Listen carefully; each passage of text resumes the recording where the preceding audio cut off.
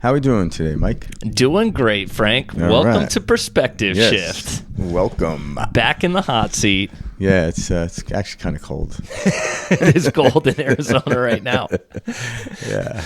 Woke up this morning, it was like 39, 40 degrees. Yeah. It's feeling great. The seasons are changing. And it's the dry cold, which it's like dry ice. Yep. We're walking into a very cool time right now. It's exciting to see kind of where things are at in this world that we live in. A lot is going on. We've had the elections. We had the Jake Paul versus Mike Tyson fight. Yeah, right. We've had all sorts of stuff going on, and so it's definitely an interesting time. It is, and that's brings us today. We're gonna over the last several podcasts we've been talking about utilizing the breath work to get you back to the sense of who you are. Yeah. So we're gonna dive right into go directly to awareness, present moment, or consciousness. How we're looking. We're gonna utilize the word awareness today, and when we start talking about awareness, like what is that? We have to distinguish and discern between awareness and the ego knowing. And awareness is just like this brilliant feeling of just letting go of everything. And everyone experiences almost every day for maybe a brief second. And a lot of times they experience it, they look at the activity that we're doing and they actually give homage to the activity, to why they fell into awareness. And we're here to tell you that's not the case. Mm-hmm. We have to come from awareness and head into activity rather than, because activity doesn't create awareness. Awareness allows activity to occur. And give an example of that for those listening. Well, it's kind of like I've used this before. When I was young, it'd be, the awareness of feeling good or what have you. I was off in the woods with my friends, maybe climbing a tree, building a fort, whatever. And then when I was asked, how was your day? And I said, it was good. Why was it good? And I start giving them the lay down of the activity I participated in. And then my ego mind went to say, well, that was a causation of feeling good. And it wasn't. It was the awareness of the activity in which we were doing, but didn't intellectually know it at the time. And we do this, with everything, our relationships, our health. Yeah. Our work. I feel like we all do this. And there came a point where I was like, okay, if the awareness or the activity creates the awareness, why isn't it working all the time? Why, when I go to the woods and climb a tree, how come I don't slip into that? Even like meditation, how come when I don't meditate, I don't fall into the state of awareness that we're all looking for?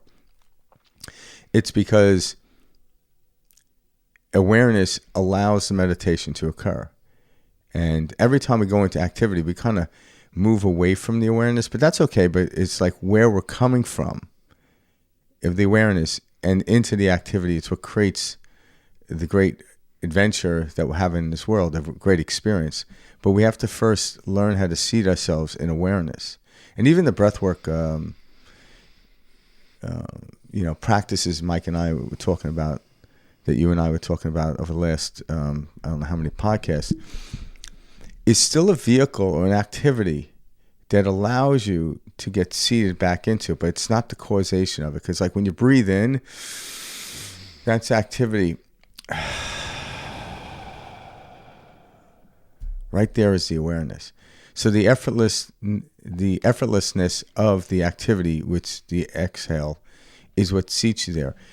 And when you can recognize that feeling, it's just this tremendous relief off your body, like this freeing feeling. It's really true freedom. It's kind of too like when we go on vacation, right? We always give the credit, if you will, to the vacation. Oh, I relaxed because I was at this beautiful beach. That's what I love, is the beach. And so our mind turns the beach, or this beautiful area, into this oasis of peace. And in reality, it was us allowing ourselves to experience peace, to experience flow, which is in reality no thought. We're constantly narrating multiple stories in our head on a daily basis throughout the day, all day long. While we're doing tasks, we're narrating, what's going on, what we're worried about, what we're excited about, what we want. And we never have like that free moment of like Frank, like when he just breathed out, that no thought, that moment, that space is very minimal in our day-to-day lives. But on vacation, there's a lot of that space. And so we're attributing this space to something outside of us. Some of us may say it's the vacation. Some of us may give that power to another individual, like a romantic partner, and say, you know, I have to have this because they make me feel whole, rather than coming from a place of being whole. Like we were talking about before we got on air, St. Francis of Assisi said it best: what you are searching for is where you are searching from. So at the core of this statement, what we're trying to go out there and accomplish, attain, complete, if we can start from that space, then opportunities, doors, etc., open up for us to have that experience, rather than, like you said, Frank, kind of chasing our tail. Yeah, and what that's the thing is that you're talking about, like when we go on vacation, it's learning to discern. Is it the ego mind that's being temporarily satisfied, or is it the true awareness that we're seated in? And there's a difference, because if I believe that making my way to Hawaii is going to grant me this beautiful peace and solitude and this ultimate feeling, you know, the second I land, I have to get the car, got to rent the car, and then you make your way to the condo, wherever you're staying at the beach, and you get there. In those moments, you're there. So the wanting of Hawaii ceased to exist from the egotistical mind. So there's a weird sense of satisfaction, but it doesn't bring you seated into awareness. So you still always have this overarching, okay, where we're going for dinner. Do you want to go down to the beach first? Do you want to hang out at the pool? All these activities you start doing actually are masking the idea of what you were doing when you were what we call quote unquote home and at work. But you're still not seated there. You're still lost in activity. And the human mind and the ego gets momentarily and temporarily for the all part of it satisfied. But that's not what we're talking about. We're talking about going to that place where you just... And then as we head out into activity, we bring the awareness with us. But the second I start to look at something, I'm okay with it. I'm starting to judge it. I'm trying to explain it rather than just being with it. So that, you know, the more I step into this searching, or this kind of, I don't want to call it searching, but obsession of diving into this awareness, I realize my activities are cleaner. And what I mean is they don't disturb me. Even if something comes across that was deemed in my egotistical mind to say this ought not to happen. If this does, I need to get rid of it. And when it did happen, it doesn't faze me anymore like it did. And then it disappears like every other activity. So I didn't have to do any work. It just falls away. Yeah, naturally. just like a cloud. Like, hey, even the hurricane that hit Tampa is gone now, right? Things like that always disappear. But the awareness of the hurricane, the awareness of Tampa never leaves. And that's the thing we're coming from. When you seat yourself there first, then head out to activity. Because activity does not create awareness. Awareness allows activity. Just like a movie does not create a screen. The screen allows the movie to be created and viewed by the audience. If you took the screen away, the movie, the modulation of lighting and pixels wouldn't even find their way onto anything that would be visible. It would just dissipate into the dark sky. Yeah, into the ether. Yeah, so the awareness then, in this case, would be the screen. When we become the screen, we see ourselves from the screen. And then like Mike said, that beautiful quote by St. Francis, when you come from that place, then head out into the experience, whatever you're doing, going to work, going to Hawaii. Then you have this deep sense of peace and satisfaction. And there's where the saying comes, wherever you go, their I am. And if you're not connected to I am, you can be chasing tail, whether you're in Hawaii or whether you're on, someplace you don't desire. You'll still be miserable, and that's what happens. It's what we call in our culture, in the Western culture, the midlife crisis. Why? Because you thought if you did all these things, got the great job, got the partner, got the house with the picket fence, got the children, got all these things, that you would find yourself seated in this place called awareness, because we all knew it when we were children, like we knew it without the intellectual understanding. We didn't really talk about it, but when I went to the park or playground and found other children there, and they immediately became my friends. The thing is I didn't take their name and numbers down. I certainly didn't crowd them. I didn't take the jungle gym home with me. I left it there where it remained. And when I left, the reminiscences or the essence of who I am, or the I am, was always with me. But somewhere along the line, it's like, oh, I felt good because I was at the playground and I made these friends. And so now, how many playgrounds can I hit today and how many friends can I get? So now you're taking numbers and now you're driving everyone around you, not especially yourself. Creating this checklist, if you will, from the mind. Yeah, what happened in the activity is what's causing the awareness. I'm like, no, the awareness is allowing the activity to accrue. And then we start to realize when I go to awareness first. So it's kind of like when I wake up in the morning, like Mike said, he started out this podcast. There's a lot of stuff going on there. We had the election and, Mike Tyson, Jake Paul fought. So, and everyone's like, especially when it came to the fighting, I was like, what did you think about the fight? Yeah. And so, my ego will tell you what I thought about it. And I think, people ask me because your boxing background. Yeah, but I don't know any more than anybody else. I was excited to ask you about it. That's what Kayla and I were talking about after. I was like, I can't wait to talk to Frank about the fight. Yeah, it's interesting because we could sit all day and talk about like what we thought about it and stuff like that. But but it's interesting. But when you come from that state, so every day I wake up and every night I go to sleep, I seat myself in that awareness. I get lost in it all day long. But now when I get lost in the outside world, I know how to seat myself quickly.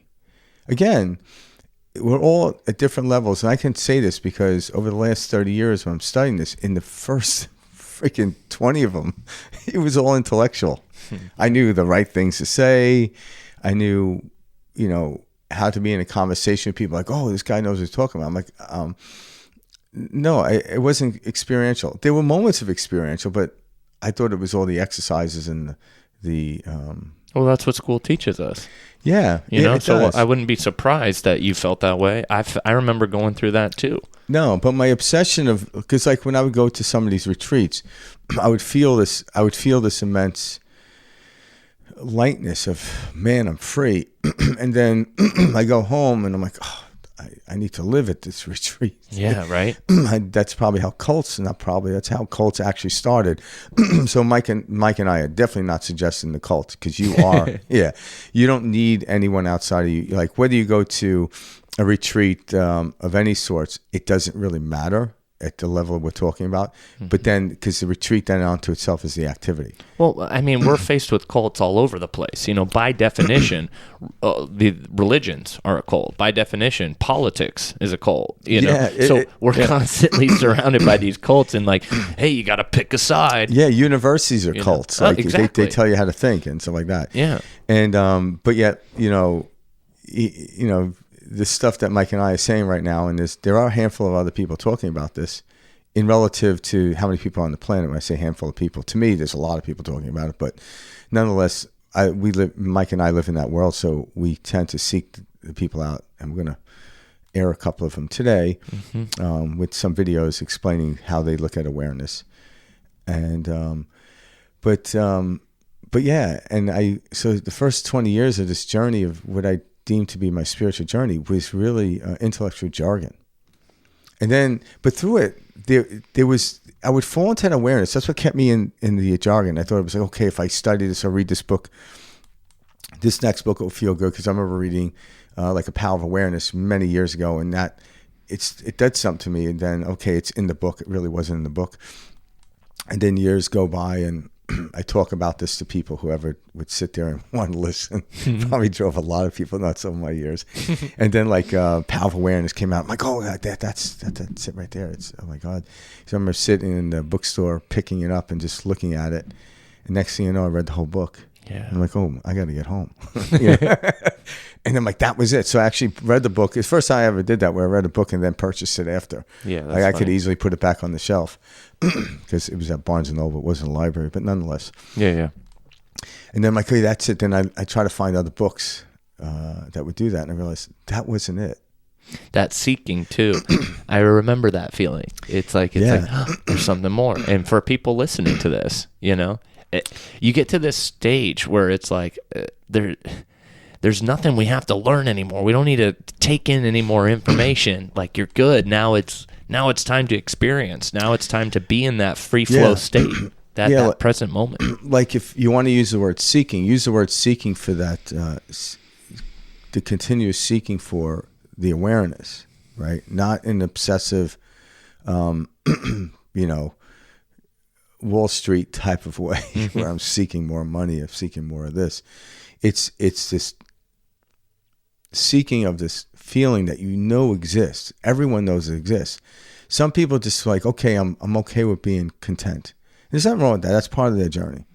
And, I have nothing to say about that. But we're here to go beyond contentment, because we came here, and I believe that everyone is going to go through multiple lifetimes till they finally get to the place where they find and see it into awareness.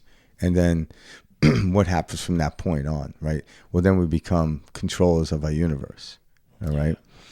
So as we start to seek out this awareness, this feeling, this present moment, all of a sudden you feel it.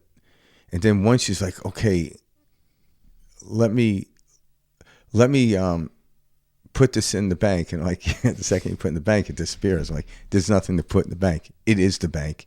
It is the experience. It is everything. And the human mind, especially the ego, cannot wrap itself around it. That's why with the breathing work that we do, as you're breathing, especially if anyone's ever done breath work where they'll say do like 10 to 20 deep breaths in, and then exhale out, and then you go into like a hold for about 15 seconds, and then you sigh out completely. What we call is a lion's breath, where you put your body into a vacuum. And these are all just modalities. And then you sit in an out hold where you got rid of all the oxygen in your body. Well, you got rid of the carbon dioxide in your body, I should say, not the oxygen. And you just sit there without taking any more oxygen in. And I always notice in the first couple of seconds, I'm seated. Then it's like, if I'm doing one that's 2 minutes, I'm like, oh, this feels really good. And like, all of a sudden I'm like, I wonder how much more time I have. I got to breathe. I know that feeling. So, but it's the moments that preceded me thinking like, when's 2 minutes going to be up, is when I found that. And then, okay, now I know what it feels like. I know where it is. I know where home is. Just go there. So when I leave my house, I know how to get back home. So I don't have to go through a 15-minute breath work. Now I realize, okay, before I do my breath work, I put myself in awareness. Now when I do the breath work is exciting, like the child leaving the house with utter excitement, not knowing what's going to appear at this playground they've never been to, or the amusement park. Like, think about the first time of anything, like, that you've heard a song, or first time you were at, say, like Disneyland, or the first time you were at the beach.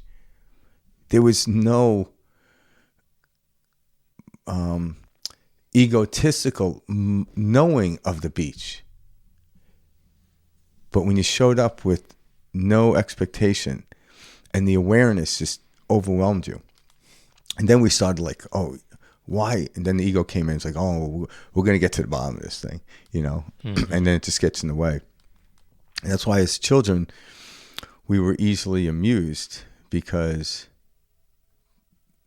there was no expectation or no intellectual jargon about what we just experienced.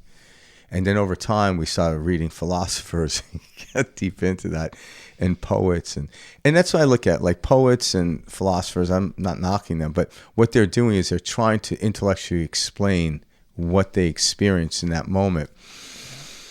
And they'll never get to the causation because awareness is the causation. So you can't create a causation to get you to awareness because it is the very essence of causation. So everything is caused out of awareness. The other stuff that we talk about are correlations of the awareness. Well, this is also why, I think it's Max Planck who said, consciousness is fundamental. Yep. Like everything comes out of consciousness. There's nothing before consciousness. And that's why even Max Planck said, science advances one funeral at a time. I love that. What he means, like, I'm all these old ideas dying off. Yeah, because when somebody dies, somebody else comes new, and like they'll read Einstein's papers and Max Planck, and they'll add on to it. Mm-hmm. And that's why even in the spiritual world, you see some of the people in the spiritual world, they'll take an idea of somebody that was like a master at this for many years ago, and they'll dive into it and they'll try to dissect it, and they'll probably even try to prove something wrong. And I'm like, well, I think that's the ego getting involved in misunderstanding what the person was trying to say. Because even in what they were trying to say, they were trying to take you to awareness, but then at that moment you had to step out of the vehicle of whatever modality it was in order to have the experience of awareness. So even what I'm talking about right now is a sign that says the beach is this way. And once I get to the beach, I don't need a sign. Yeah, it's just the beach. What did Alan Watts say? It's like trying to bite your own teeth or see your own eyes. Yes. It's true. It's like you're trying to label something that can't be, Yeah, and when Alan Watts says stuff like that, and Ram Dass said, like, if it's like being in Detroit and trying to take the bus to get there. Mm-hmm. It's like you laugh at it because you know the truth, and the empirical truth of that is lies there. Now, so when I could seat myself every day or every moment of day, when I lose myself and I leave home, when I could get back to the awareness, then the external activity becomes brilliant. We're not here to get rid of it. But if people are in activity searching for something, I'm like, the seeking should be in the awareness. And then the outside activity is just like the kids going to the playground. They're not trying to accomplish anything, Hey, been to the playground 340 days. I'm like, oh yeah, I was there 345 days. I'm like, like it's like you're marking it off. Like, how many hours you spend? Well, let's tally this up. And that's the corporate world we live in. Next thing you got some lunatic child that's swinging on the swing with his blanket, and he's sleeping with his thumb in his mouth because he wants the recognition of how much he was at the playground. And I laugh because I was that child as an adult, actually as an adult. We all are. And so like, oh yeah, well, I went to the gym for, look at these accomplishments. Yeah. It's like, I have people, how long you go to the gym for? I'm like, I don't even fucking time it anymore. Like, I go for the activity of it. Some days I walk in, a couple of times over the last month, I walked in and I ran into a buddy of mine. Yeah. And we got into a pretty cool conversation. I don't like to use the word deep because what the hell does that even mean? Yeah. But a conversation, I got lost in. It was pretty cool. Next thing I look up, I'm like, I got to fucking go. I didn't even lift a weight. You were just there. Yeah. I didn't even lift a weight. And it was classic. And someone said, did you go to the gym today? I'm like, yeah. Like, where'd you work out? I'm like, my mouth. Literally. My so-called intellect, I worked out. But it was a great moment. So I was like, all right, no big deal. That is good. Yeah. I also think it's funny, too, like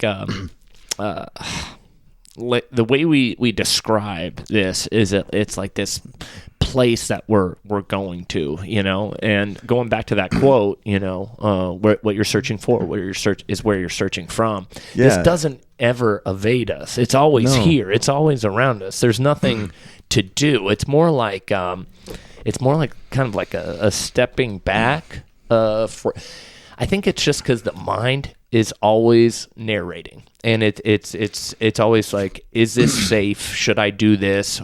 What I need to do to better myself? It's like constantly flip flopping, and it's like It's learning that flip-flopping is not bad, is not abnormal, is not something that shouldn't be going on.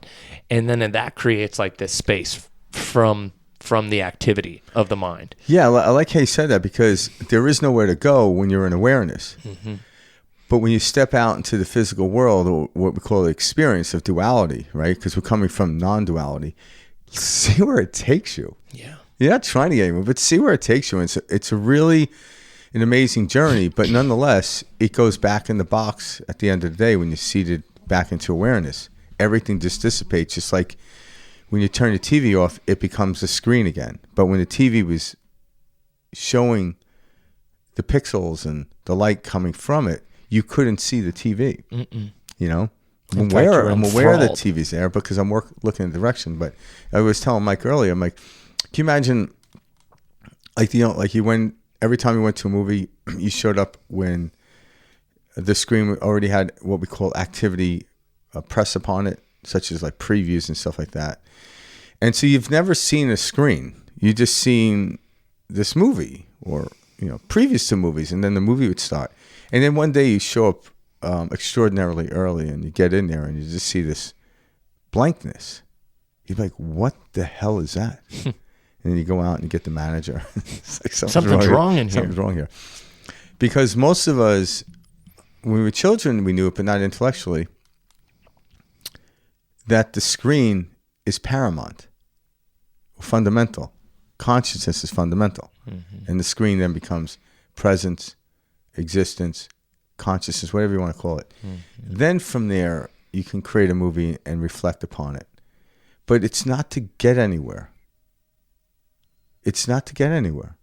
It's, let's see where it takes me. Mm-hmm. It's completely different. So when you start from the awareness, let's see where it takes me. Rather than when you're trying to get to awareness, because everyone's trying to do, like, I have to accomplish something. Religion will say, in order to get into the kingdom of heaven, you must do these sacraments. And then I'm like, can you put that in writing? Because like, who knows this, right? Because the person that and the kingdom of heaven, I was led to believe it happens when you die, and I'm like, yeah, but this asshole's still alive, so how the fuck do they know? Exactly. You know what I'm saying? I'm like, you're really gonna tell me like you've been there and came back, type of thing?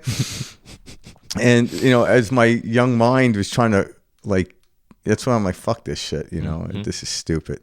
But yet I still did it because I didn't want to be caught on the wrong side of history, as they say, right? So you went along with it, right? I know what you mean. Yeah. Like I don't think this is real, but little sense of fear in the I back. have nothing else to compensate. And I wasn't like the type to necessarily go against it, because to me that's another cult. That's just I'm gonna fight. Now this cult is fighting with this cult. I'm like, that's just a nutty thing to do. And whatever you resist persists. It's both sides. Yeah, you just created your own.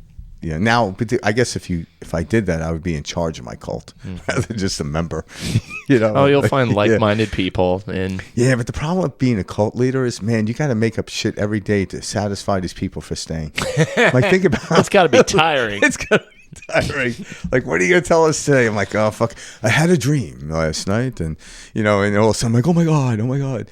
Like, oh shit, they're buying into this stuff, right? And then, but every day you got to come up with a new story. Yeah. Oh. Right. Oh yeah. Yeah. How to get. See, that's what the news does and calls it news. Yeah, it's amazing. It's amazing. We got to come up with. Holy shit! Hurry up! Get this monkeypox story out. We don't. People aren't afraid of COVID anymore. And the news is getting really creative and sloppy with these stories. What I mean sloppy is the average person has a higher IQ than I think the media leads on to. And I mean, when they're in the IQ state, they're still in what I call the persona or the ego, all right? But they realize this is bullshit. And they know it's bullshit because they know there's an essence of truth, but I'm like, you're not going to find it by somebody telling you something. The essence of truth is seated in awareness. And then from there, you step out into the experience. So fundamentally, consciousness is the only truth, right? And then how I experience it. But if I'm trying to get from the experience into consciousness, it's a bit wonky. Yeah. You know, it's like trying to comb my hair by walking up to a mirror and pressing upon the mirror. Mm-hmm. You know, like trying to like move my hair on the mirror. I'm like, that's just a mere reflection. That's not, you know, you have to actually touch your head.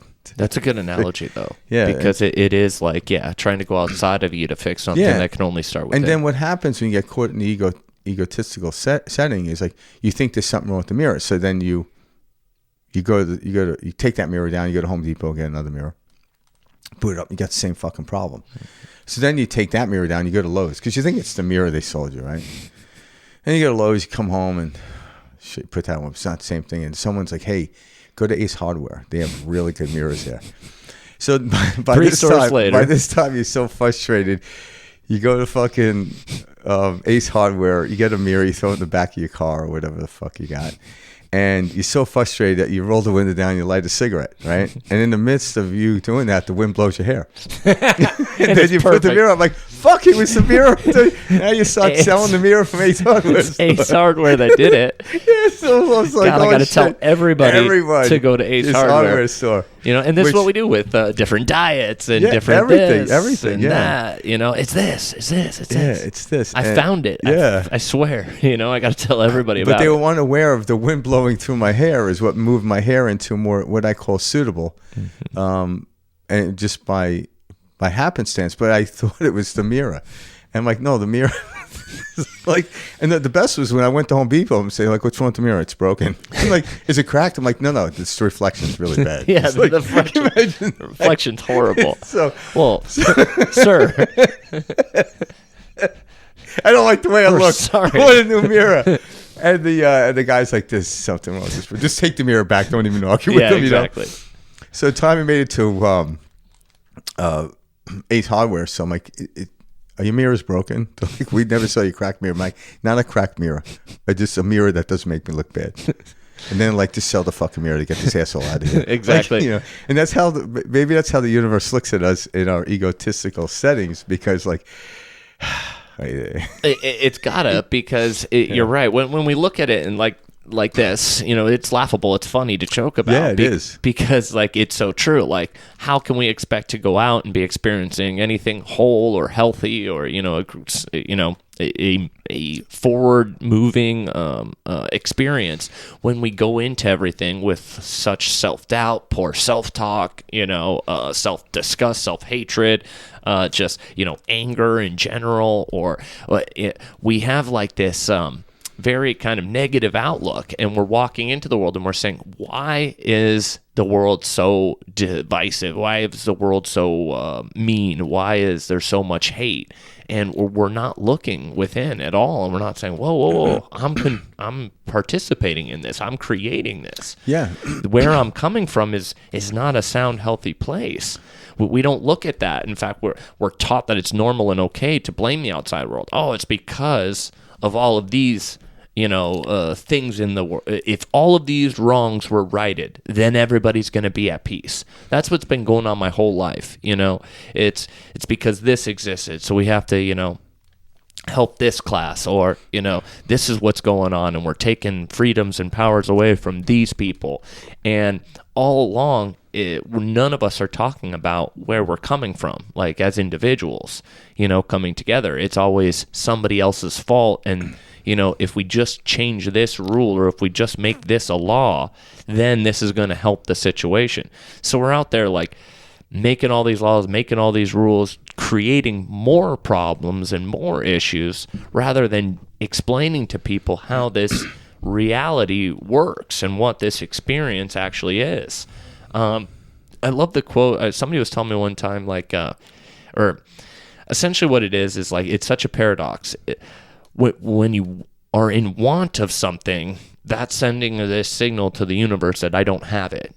So you experience lack. I want this. I want that. And the moment you no longer want something is when it really shows up.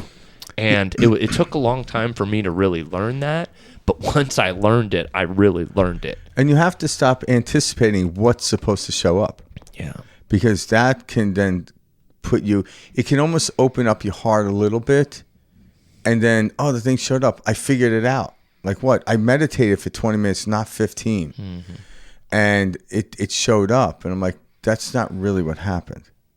All right, because when you like, in other words, I can utilize an imagination thought like to generate a good feeling, but I realize nothing really transpired in the physical realm other than the feeling, and then I let go of the image completely. All right, because now I'm coming from awareness in order to have the imagination. Then I have to let go of that imagination and how it looked, and then hold on to the resonance of the feeling. And then let's see what happens from here. And when you're coming from that awareness outward rather than inward trying to get to the awareness, coming inward is a goddamn chore. The reason being is, I think it was Bashar. I think I watched it on YouTube when somebody was like, I'm trying to find myself. And he's like, please do me a favor. And he's like, stand over here. He's like, okay, now walk to yourself. And the person's like, what? Walk to yourself. And the guy was obviously perplexed while everyone else laughing. It's like, okay, you can't walk to yourself. You are yourself. You are awareness. You're just not aware of that. So when you see yourself in that, and then walk, wherever you go, there you are. But if you're stuck in ego mind, wherever you go, there the fuck you are. Mm-hmm. And we have to get that out of the way and have the experience rather than trying to say, when this happens, oh, the shit works. I'm like again, when I went to the playground, I didn't even know there was a damn playground there. I didn't know what kid was going to. So I didn't have anything, but yet it was the most glorious part of my life. It was the first time I went to the beach, first time. I didn't know what the ocean looked like, you know? So why am I supposed to know what this is going to look like? So I might use the vision of the ocean the first time seeing it as a generator of uplifting my energy, but I have to then let go because I might end up on a mountaintop somewhere, or I might end somewhere I don't even know. But all of a sudden it's like, this doesn't look like the beach. Meanwhile, you could be like in, you could be seated in the Grand Canyon and look at this like, I'm expecting a beach. What the hell is this big hole? Mm-hmm. Where most people are like, that's the most magnificent hole on the planet, you know? And it's because our expectations are limited to our previous experiences, giving the experience the reason why I'm whole. I'm like, no, your wholeness allowed the experience. And so when we start to seat ourselves first, so even now, like I go into that feeling and then I do my breath work. And then the breath work, I'm like, let's see where it takes me. Where I would do the breath work because I was tired. And then like, okay, I'm a little less tired, but I didn't quite get there. I didn't quite get there. But when I'm like, I'm like, oh, let's go into this and then see where the breath work takes me. Do it. Let's see where Hawaii takes me. Do it. Let's see where my job takes me. Do it. Let's see where this cab takes me. And I'm like, oh, interesting. Well, it's a completely different way of living. And that's like when you start to realize that just like a GPS, it doesn't matter what turn I'm taking, I'm heading in the direction that, I want to, or for, to remember who I am, to remember this, I am this awareness. Mm-hmm. And so like for me, it takes a lot of pressure off when you're like, hey, no matter what way this plays out, it's all leading home. Yeah. And I think a lot of us, because of the way we're taught in society and all this, like, no, if something doesn't happen A, B, C, and D, then I can never achieve or be what, I've pictured or I've thought or I want to experience.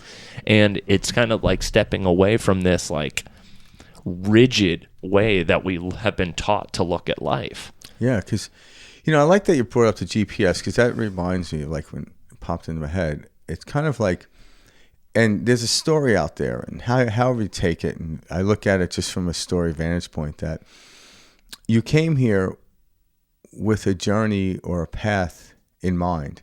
Like the book is already written, the story's already written. But how do I approach it? How do I set up for it? Am I moping down this road? Am I skipping down this road? What kind of setting am I going down this road? When you go from the essence awareness, it's going to be exciting all the time. So that being said, when I head out into the world, I know my internal guidance system is going to lead me to this place that it wants me to experience, even though I don't know what the experience is. So when I'm saying like, okay, sometimes this is what happens. I'm like, okay, I want to experience this. And all of a sudden this happens. Oh my God, how'd you do it? Well, right before I went to bed at night, I said I want to experience this. And it happened. You might have just been lucky or really intuitive to see what was about to come upon. The reason being is like when I'm reading a book, and say you're reading a particular author, right? And you've read like 10 of their books. After a while, you see a pattern in how the author writes. Mm-hmm. So you can like, okay, I'm going to anticipate that another character is going to come in or something's going to happen. And by God, it does. Different character, different situation. So what it is over time, I become really good at pattern recognition when I head out into the outside world.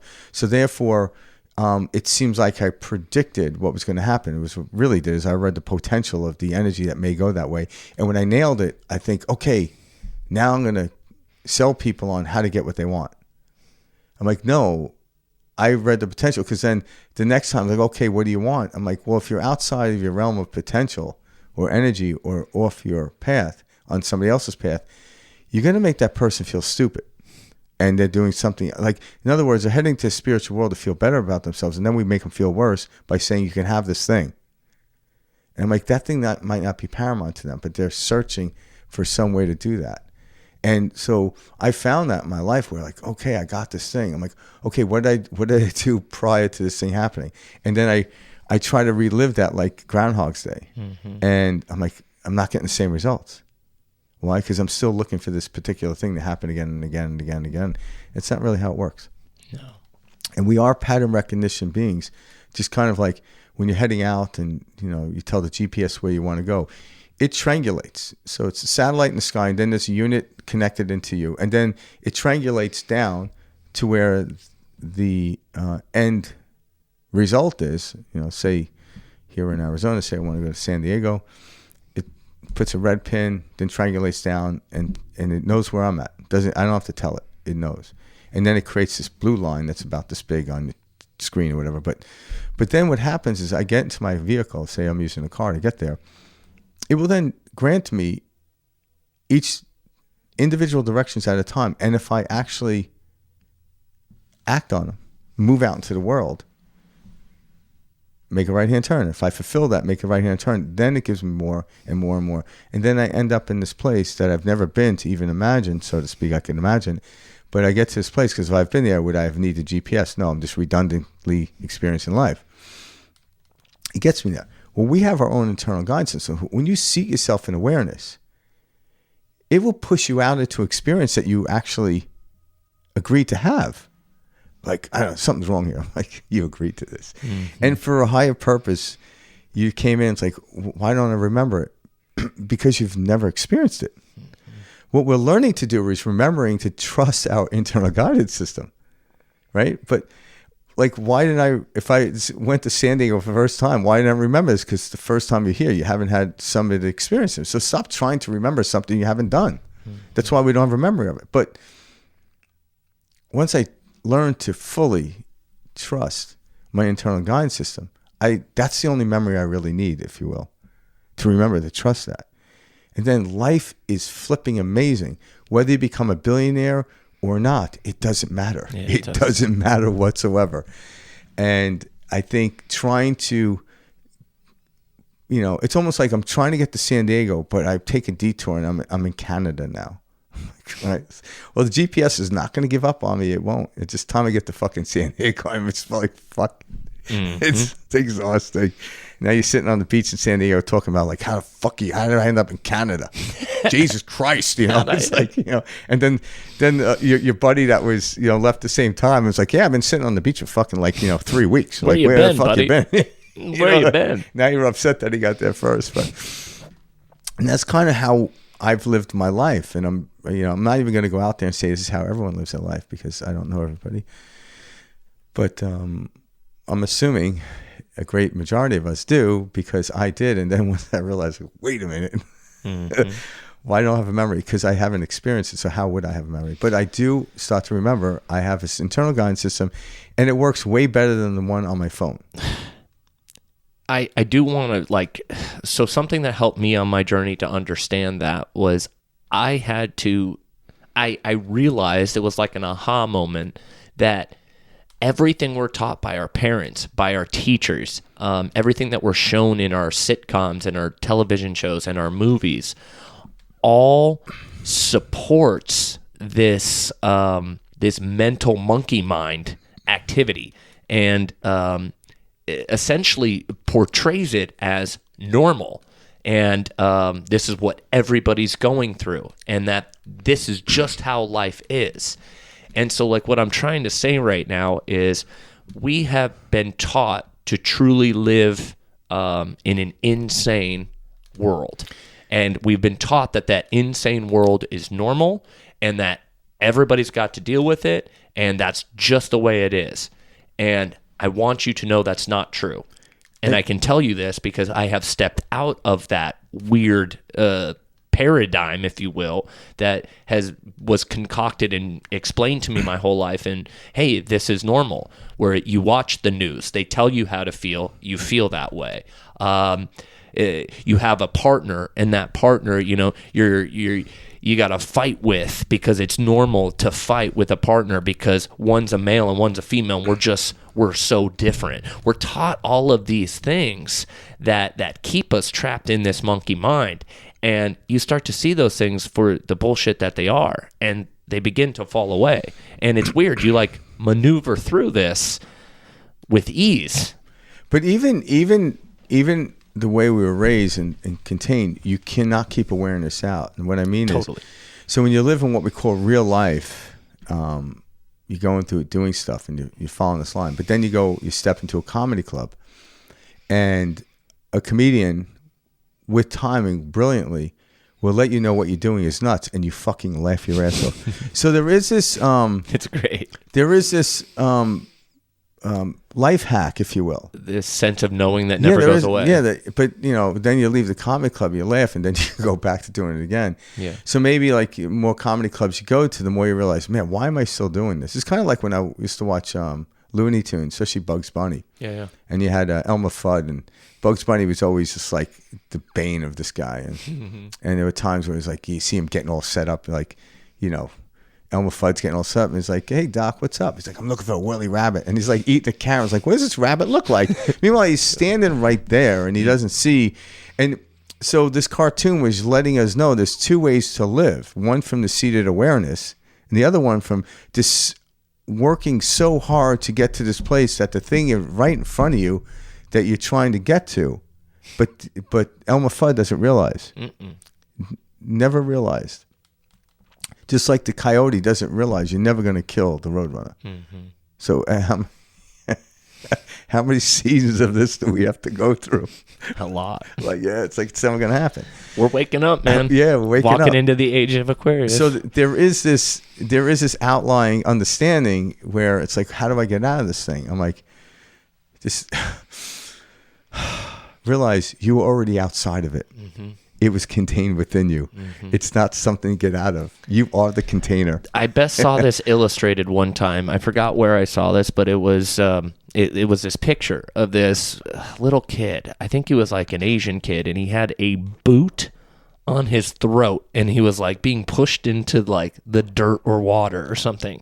And then they showed the next picture, and it was his own hand inside of the boot, holding his boot, holding himself underwater in the dirt. And I was like, this picture illustrates what we're doing on a daily basis so well. It was like so great. We don't realize that we're holding our own head underwater. Have you seen that? Yeah, photo? Think about the reason we don't notice that, because the camera's so close. Yeah. Then when we get seated into awareness, we see everything. Yeah, it's like stepping back. Yeah, you see the hand in the boot, so to speak. But before you didn't, because you were so damn close to it. I think people listening might have seen this photo. It's a very powerful photo. It shows but even one if they and didn't, then next to it. Even if they didn't, you exhibited it so well to where they can see it in their head. And that's what it is. When it was up close, all you saw the boot and his face being pressed into the soil, whatever it was. But then when you stand back, you see the arm in the boot. You realize that arm is attached to the very person. Yep. And it's like, wait a minute, this is nutty. That's the world we live in. Yeah. So what every human being has in common is we come from awareness. That's like the one thing I'm like, well, we have in common. Like, there's probably other things we have in common, right? But the one thing everyone has in common is they're aware of something's happening. They're aware. Like, right? Are you alive? Yes, I'm aware of it. What happens when I die?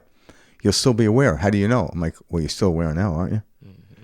And then I can say, how many times did you actually die in your lifetime? Like, what do you mean? Well, every time, where's my 18-year-old body? Yeah. It's gone.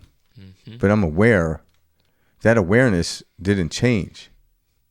The circumstance situation that my 57-year-old body made experience has changed, but my awareness of it hasn't. And it's funny. We've all kind of tricked ourselves too that like because the mind is running, because his body is firing, it has created the awareness. That's like what science was like trying to prove, that like the brain created. Made me happy. They created this sense of awareness when that's not true. It's this awareness is like around created the mind. And that's what the body came out of, and we don't look at it that way. Nope. We think like, oh, consciousness and all this is happening because the mind made that, and science is now saying no.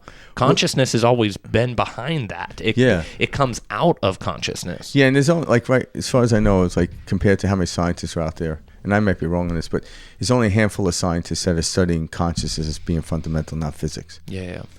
It's just beautiful to see the results and the science coming out. Yeah, because what we deem as physics, whether it's Newtonian or quantum, is just an expression or experience in what we call, like I mentioned earlier, a pattern that happens. Right?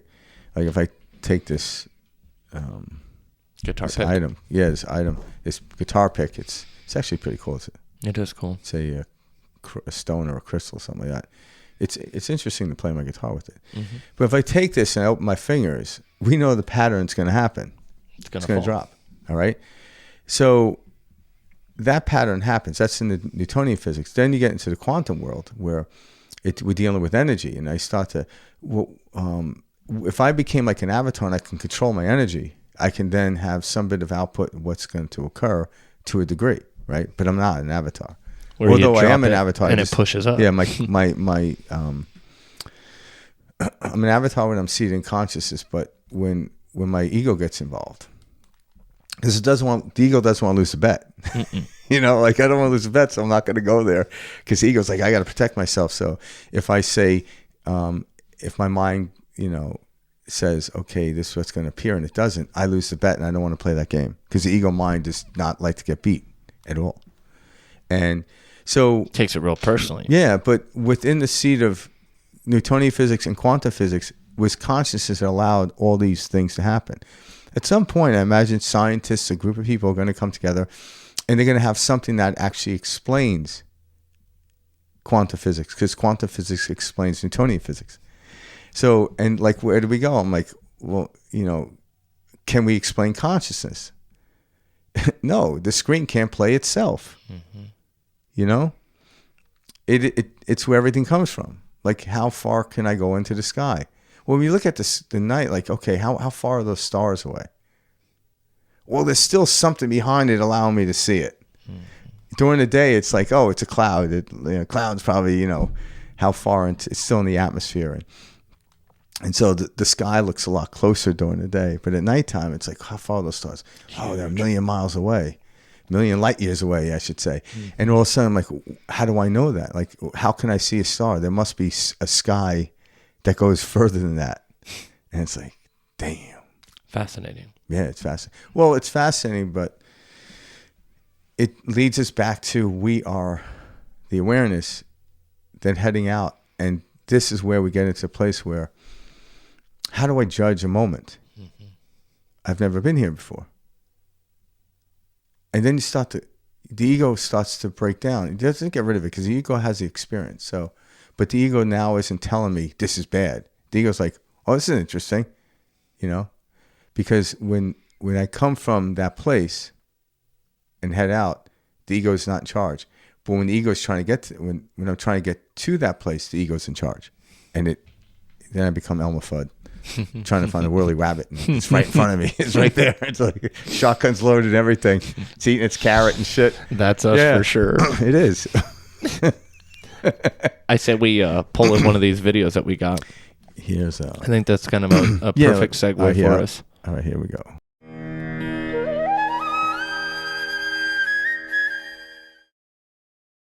Attention. How does attention come into? Attention is just mental alertness. Mental alertness and awareness are two different things. Awareness is purely life. What level of intensity your life is functioning, that is the level of awareness you are. But mental attention, you can put it on and put it off. Your aliveness, you cannot put it on and put it off. It's on. What is the level of intensity is all there is. But mental attention, you can close it, isn't it? You can turn it on, you can turn it off, isn't it so? You can pay attention to something, you can withdraw your attention from something. Is it so? So that's a different dimension. That is the act of the mind.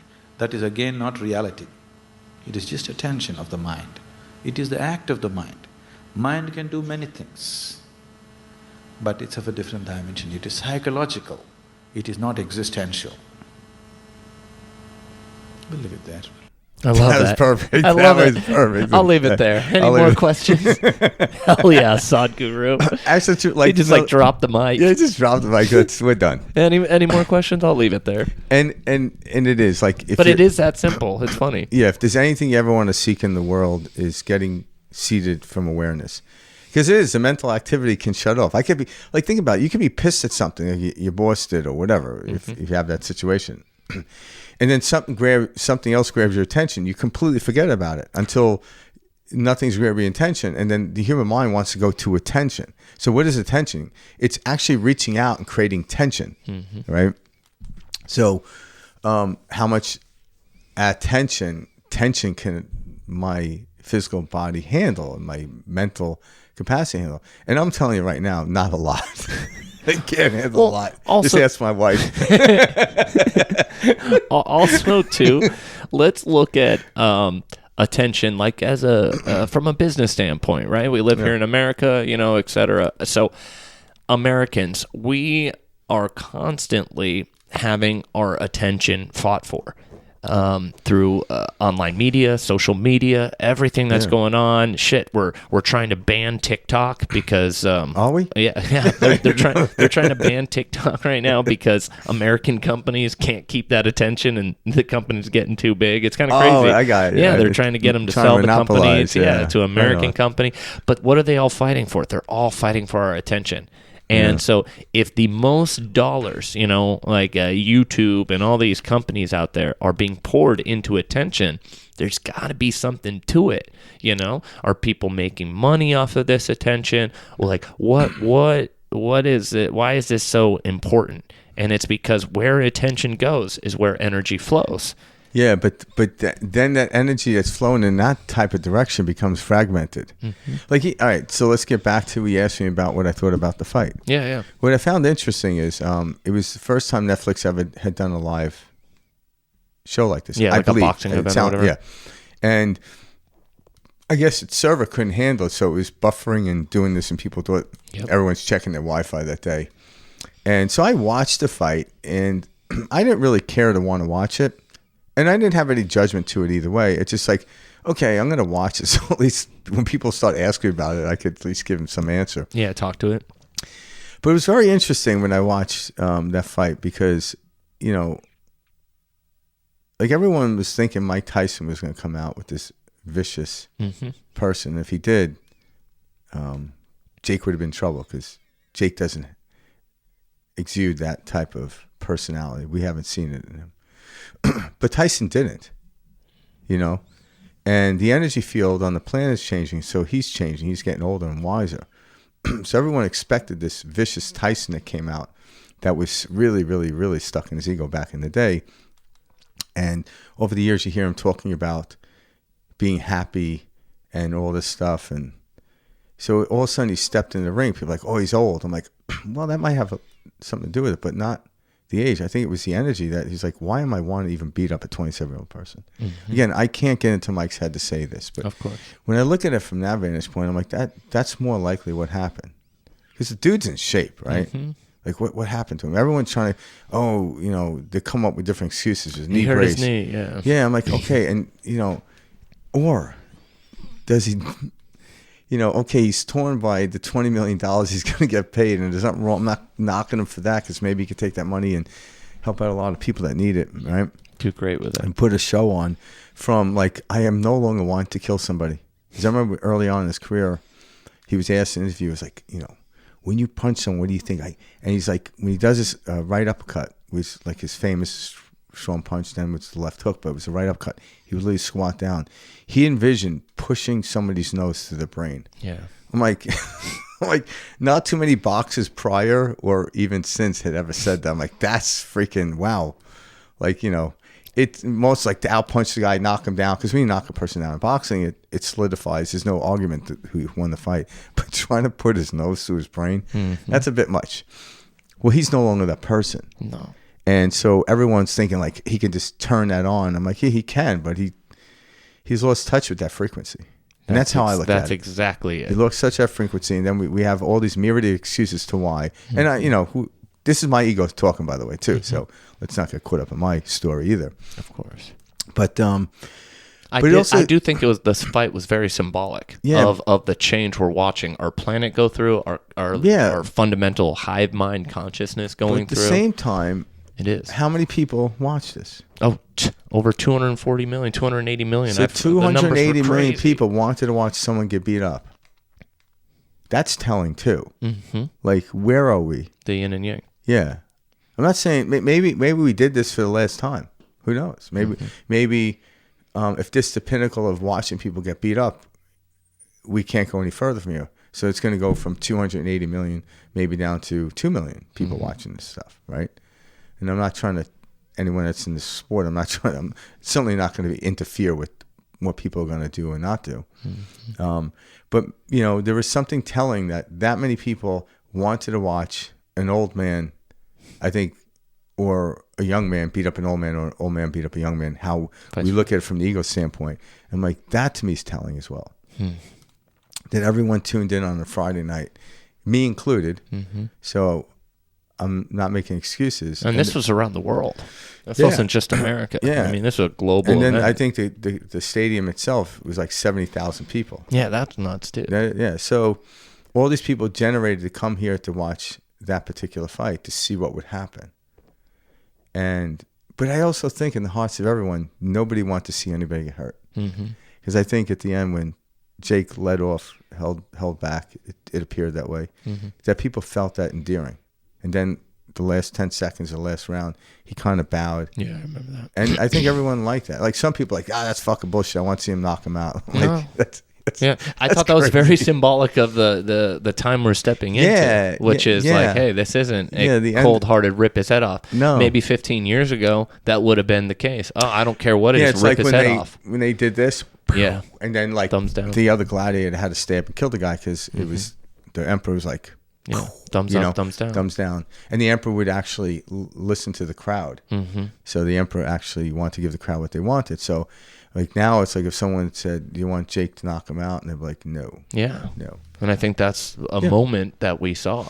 No. And it was real symbolic.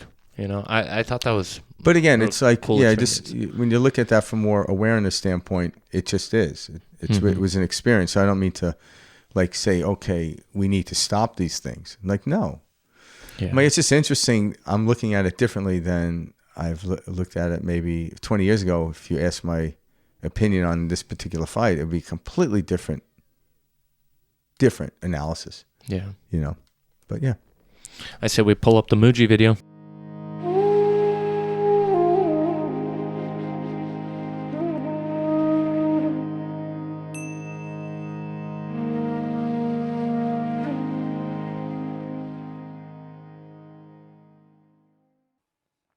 Been a long time since I've been wanting to talk to you, I think maybe 3 or 4 years, so just full of gratitude. I've just been deepening in inquiry since Rishikesh in 2019, Ah, and oh, I feel some nerves coming up. yes, it's okay. And don't rush. Don't rush. We take your time. Thank you. Mm.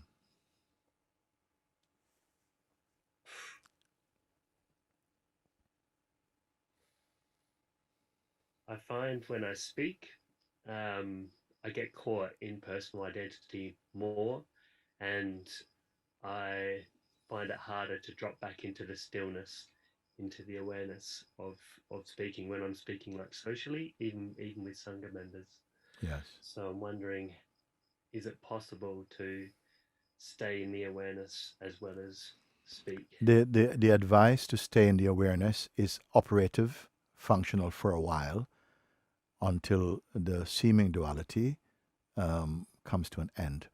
You see, because we are never speaking as the awareness itself. Sometimes we are speaking from awareness to a certain degree, but it's as though awareness plus, which in reality doesn't exist. But in the mind, it feels, yes, I can see that when something enters into conversation, it's as though automatically one finds oneself in a sort of personal mode. And that's why you say, then I feel like I've pulled out of my natural state, and it takes a while to then come back in. But you must also recognize that the one speaking, is itself a movement inside the unchanging awareness. Awareness did not leave itself. You see, I was giving example just the other day. I was saying, look, I was giving example because somebody was asking, they were not understanding what you mean by awareness. What you mean by awareness? Oh my gosh, I cannot know how to answer this. What you mean by awareness? So I was giving an example like I would do if I was trying to explain to a young person, like a child or something, that if I move my hand like this, I'm aware of my hand moving, is my awareness moving, you see? And then that helps a little bit. So no, the awareness is actually not moving. My perceiving is not moving. I say, okay, what about if I add to the movement of my hands, my attention is going to the hands. Attention is moving and hand moving. Is the awareness moving, you see? And many people will say, I got it. No, that's not moving. The awareness is not moving. So in the same way, I can say that even the sense I come out when I go into interaction with others, I come out, meaning I come up as a person. Awareness does not lose anything of itself. And as soon as this becomes clear for you, that even the mode of personhood, you see, which is like a reflex in this realm of consciousness, the human common realm, that's not actually ultimately true.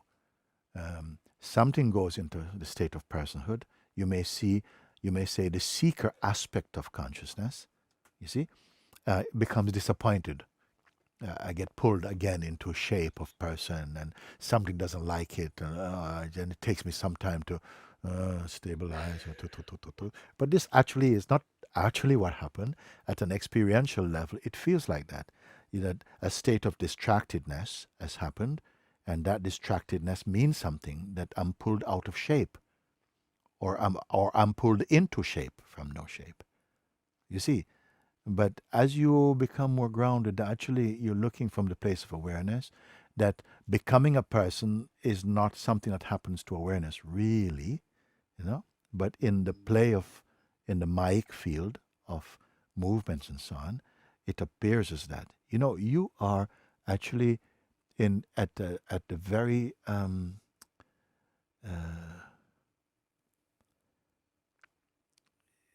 you are at a very auspicious stage in your say journey of transcendence. One time we're going to throw this away also, but for the moment it's useful, because you are able to detect. The horse is not galloping out into the country. It starts to gallop, and you realize, no, I don't want to be here. I want to be in the stillness, and that is also auspicious to a way. It is not the final reality, but it is a the fruit of what I may call of your earnestness. And that stage is also important because some things we cannot just solve intellectually. You are having the experience and then also realizing, no, I don't want to be in that shape.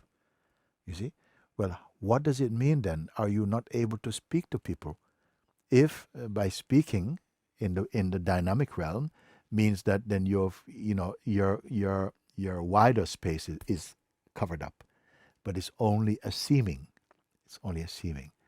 And as you continue to keep checking that even here, I'm feeling some anxiety in the body and some movements in the body, but they are just clouds passing.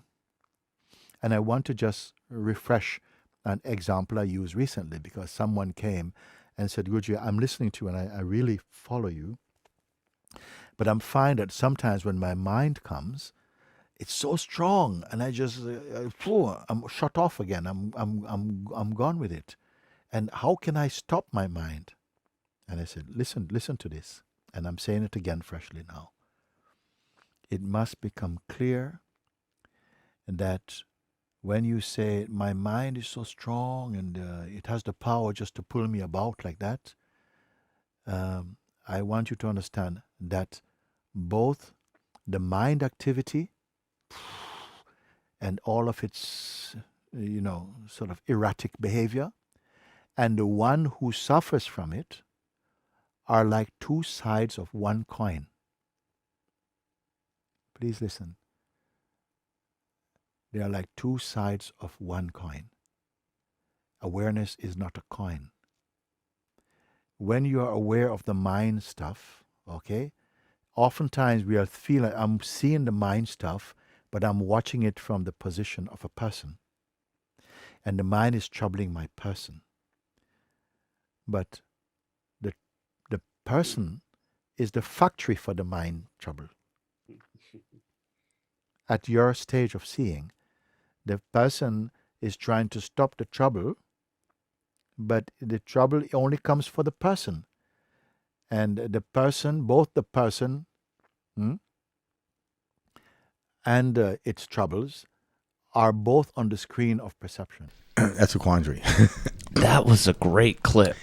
Yeah. Wow, that was a great clip. I like how he explained that because he talked about like the mind and then what's experiencing the trouble from the mind is two sides of a coin. He illustrates that well. And he goes, awareness isn't the coin. Awareness is the space that allows the coin to be seen. Mm-hmm. And so we actually go there. It's like an actor playing a role in a movie. And like did Anthony Hopkins really eat somebody because he played Hannibal? It's like, no, it was a role he played. And we can separate from that, but when we get into our own heads, we're so close to that damn movie, we think it's real.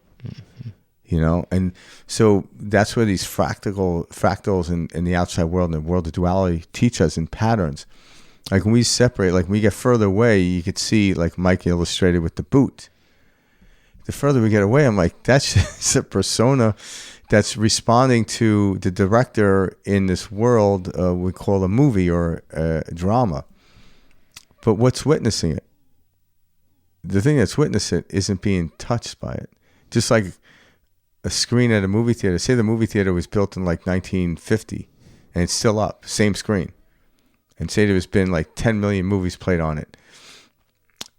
Do you think any of those movies imbued onto the screen?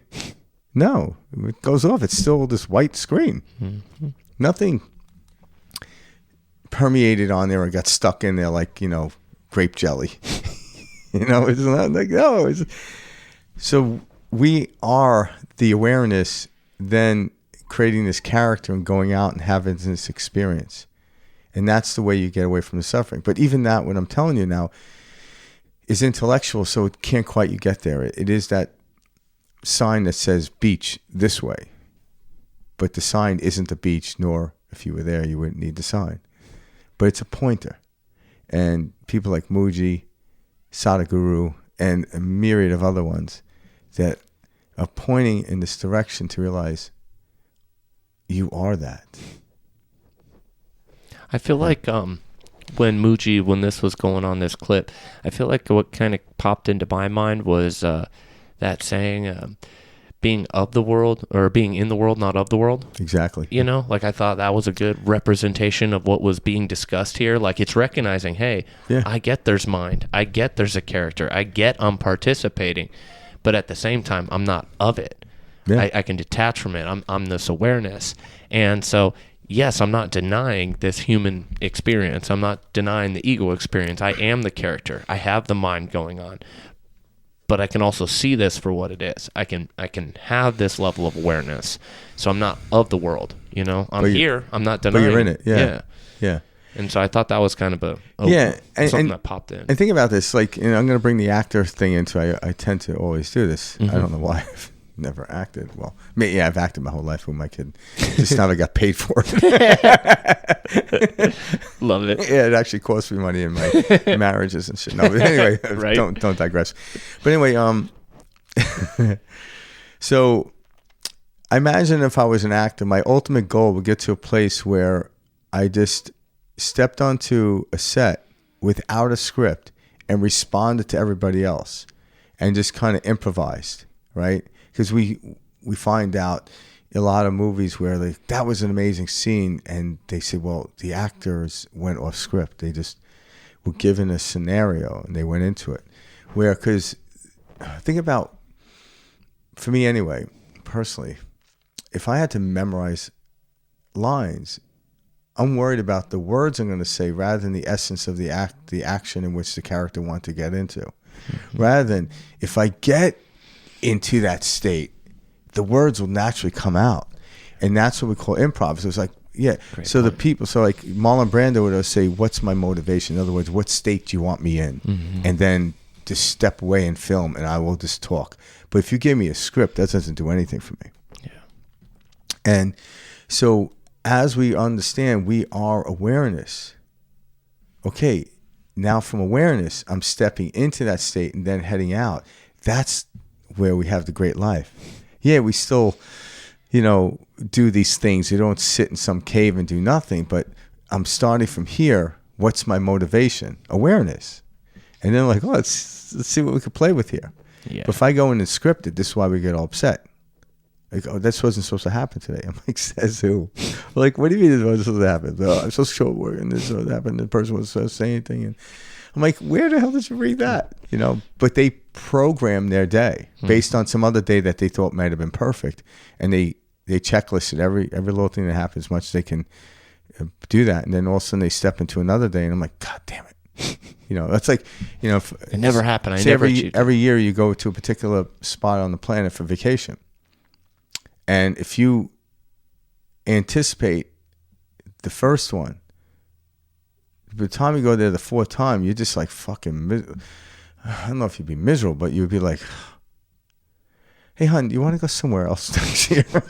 Because you're still trying to relive that first one. Rather than, you can go to the same spot every single day and not relive the same day. Exactly. I don't care where you live. You could probably live in some farm in the middle of nowhere, and every day look at the world as different. You don't need to travel. That's going on right now.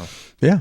Yeah. Yeah. It's just kind of like you and I when we have this podcast. Every time we show up, it's Something different. Yeah. It's like, yeah, there's an essence that keeps showing up, but different bullshit every time comes out of my mouth.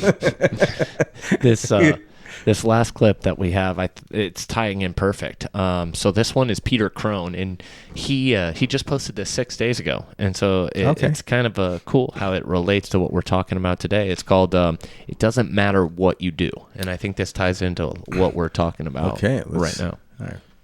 When we don't know what to do, which, let's face it, is pretty much every day for all of us, right? Myself included. It's got everything to do with the absence of trust. It doesn't matter what you do, because we still have to face the things that we're here to face. You as a being on your journey here with whatever karma you're here to resolve and transcend will still have to face whatever those constraints are. So that's the first news to hopefully give you some reprieve and a bit of relief, is that it doesn't matter. It matters on the human physical level because there's differences, but it doesn't matter at the most profound and important level in terms of our own spiritual evolution. So you can take a breath. Secondly, what I really want to point out for everybody is that faculty of the human brain that is constantly trying to work it out.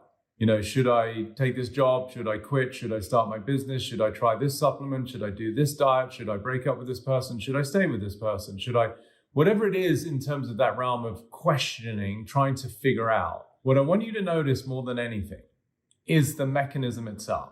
Forget about what the potential outcome is and look at the means by which you're trying to assess what to do, which is this ad nauseum trying to figure out that which you don't know. In the space that we give ourselves when we stop trying to figure it out, new insights, new information, new out of the blue text, emails show up that help us to navigate what we were trying to figure out by ourselves.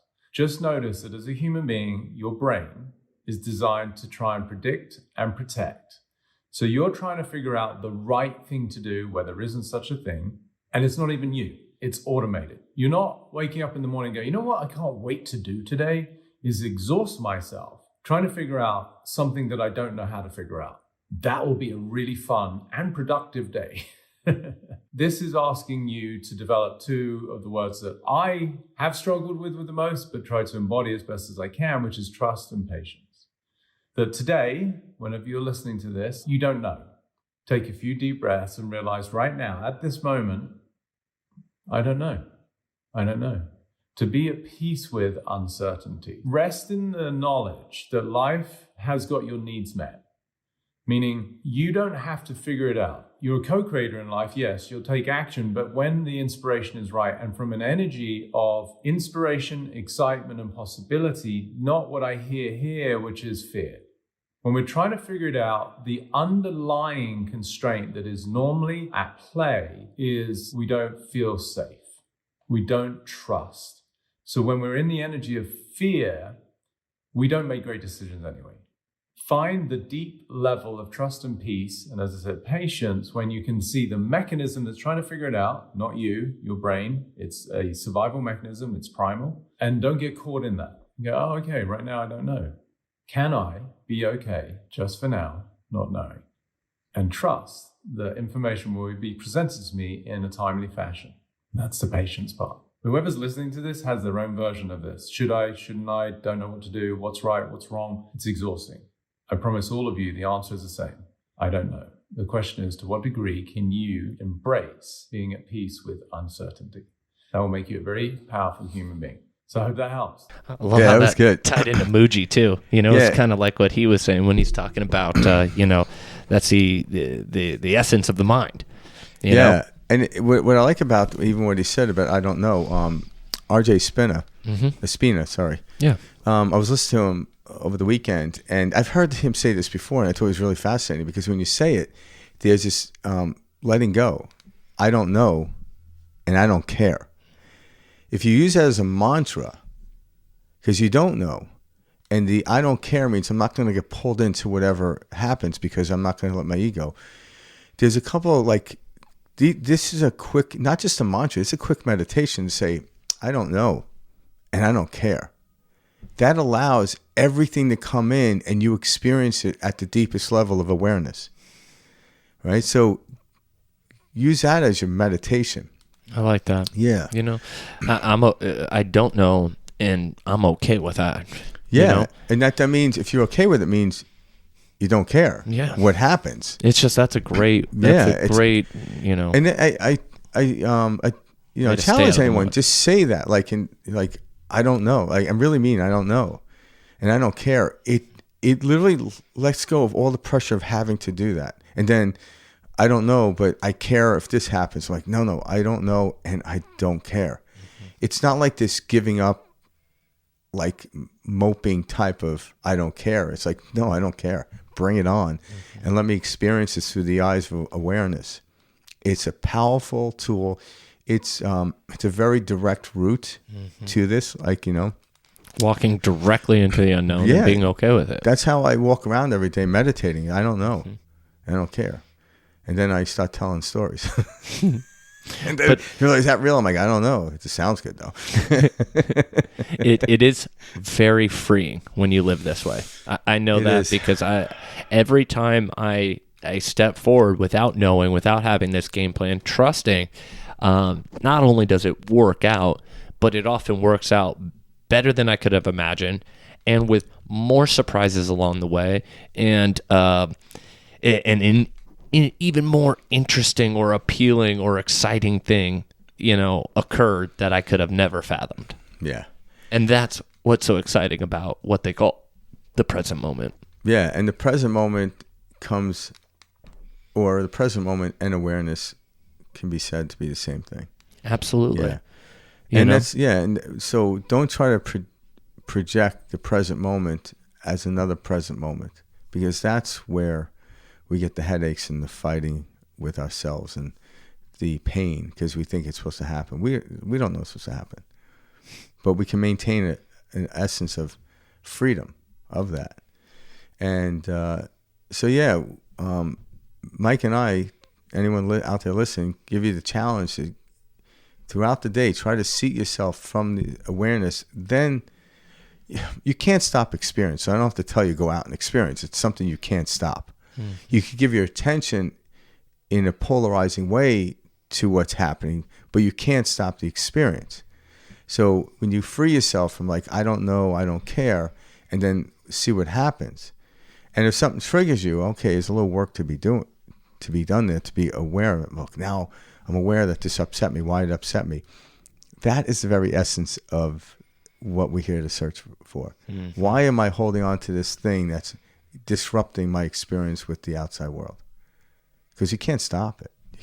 You can't stop experiences. So stop doing that. Like even if you try to kill yourself, there's some other experience you're going to head into. Mm-hmm. So yeah, just seat yourself in awareness, step out, and hey, wherever you are in your journey, breath work.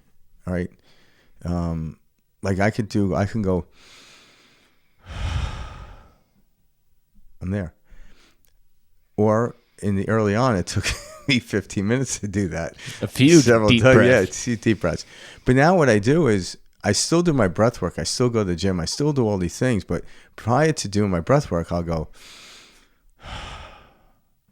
and then I go into the breath work. So I seat myself from awareness and then the expression outward. And all of a sudden, the breath work, I have no, like, what's going to happen? I'm like, let's see. I don't know. And then, when me and Mike get together every week, we do a breath work, and then we go into some meditation.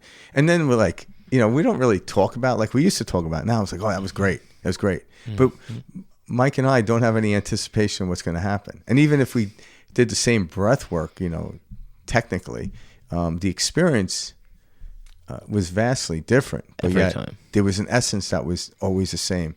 And it was just that it felt good. And so step into that with just a simple breath. And then nice sigh out. All of a sudden you realize all the thoughts, even if it's for 2 seconds, got blown away. And when the thoughts leave you, what I'll say is your heart opens up, you feel lighter. All right? You just notice your frequency of your body is cohesive, not disruptive. The patterns of waves are not interfering. They're flowing with each other. And that's the essence of awareness. Yeah. I can't intellectually explain it any further than that. Maybe I'm not gonna give up, I'll tell you that. I was gonna My say, wife wishes I would, but that's the fun part about this. That's the fun part about it, perspective shift. Always reaching to describe the indescribable. Yeah. And then and if anyone out there has another way to get to this place, more direct, we would love to hear your experience. We love to hear it, because when Mike and I hear stuff, we love to share it. Yeah. We're not taking credit for it, because this stuff's been around since millennia, but we want to share all these things because we do see people suffering, and get this boot off my neck. And it's like, dude, it's your hand. We're holding it. Move your hand away from your neck. And it's like, no, this boot. Get the boot off, then I can move my hand. I'm like, no, it's your hand. Yeah. So it's like we want to share this information and see where it can help people. So teach different, or we show different modalities from different people. But as I move further into the spiritual journey, or I don't know, further in, it's just happening. This little subtle things amaze me, such as just, and there I am. And then I go out to the gym, and then I do that. Like a lot of times my wife will be like, hey, do you have time? Are you busy right now? And I'll go, and she's like, why do you always sigh? I have to get ready. I'm getting ready for whatever the hell shit you're going to throw at me today, honey. I am here. But I am aware. She would take it as like offense. I'm like, no, it's just natural releasing. Yeah. You know, natural releasing. Snaps a sigh quietly. He doesn't question me on my it's the quiet sigh. Like I'm getting ready. Oh, that's hilarious. But yeah. I want to thank everybody for tuning in this week. As always, Frank and I love to, share this experience with you. I know 2024 has been a crazy year for, a very high energy year. Been brilliant. A lot of stuff has gone on this year, guys. And so this is clearing out from the depths of our souls, and we're all in this together. So as we, enter into this age of Aquarius, as we start to see the changes, carry out throughout the world, remember that this all goes back to what you're experiencing, what you're feeling. Remember how important that is, because it's from there that we're all sharing and experiencing this world. Yeah, exactly. So if you guys have any questions or comments, please go to perspectiveshift2020@gmail.com. Yep. And we'd like to hear your stories. And again, if you have another little technique that's simple and easy, or I don't care even if it seems difficult, we like to share that with people, because we just don't know what resonates with everyone. There's not one thing that resonates with everyone. That's why there's a multitude of teachers. Exactly. And at some point, we're all going to be our own teacher. But in there, we're supporting each other, moving in the direction towards the light. Let's share from the light. I love it. Yeah. All right. Well, thanks for tuning in, guys. All right. Much love and peace out. See you next week.